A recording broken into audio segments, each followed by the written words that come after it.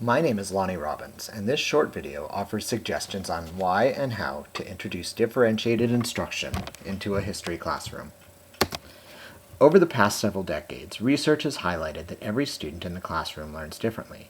As a result, there has been an increasing recognition that because student learning is the most important activity in a classroom, teachers need to offer material in a variety of ways in order to deliver content to the greatest number of students possible.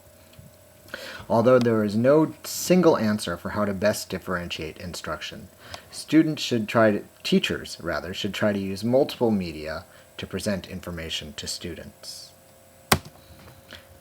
Just like there is no single way to differentiate instruction, there is also a wide variety of ways to assess student learning.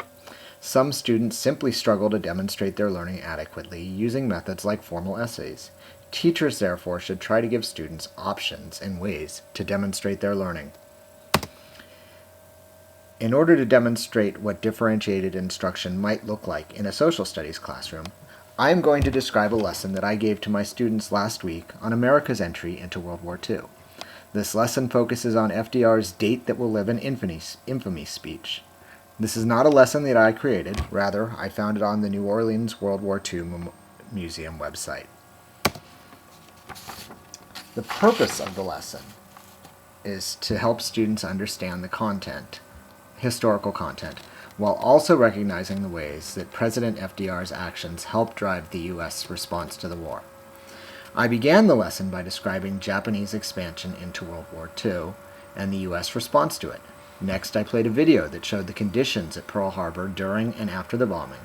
Finally, I told the students that this prompted FDR to go to Congress on December 8th and to get them to formally declare war against Japan, signaling U.S. entry into World War II.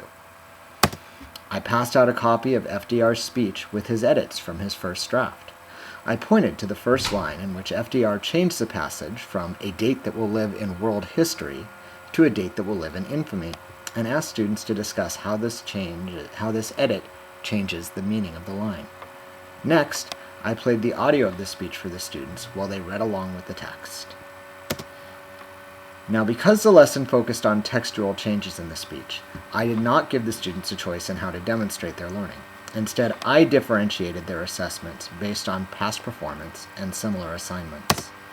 For English learning students and students who struggle with learning with reading comprehension, I gave a worksheet that had pre-selected passages of the text and then help the students analyze those passages for changes in meaning, tone, and content. For my average to advanced student, I presented a graphic organizer in which the students selected their own edits and explained how they affected the overall meaning of the speech. This lesson provides differentiation because of the multiple media that I used to present the speech to students. We discussed the material, they watched a video on it, they had the text of the speech, and they could listen to the speech online. The assessment provided students with different learning abilities an opportunity to demonstrate what they understood without being overwhelmed or not challenged appropriately. All in all, the lesson was generally effective, and students understood FDR's influence on America's response to the bombing at Pearl Harbor.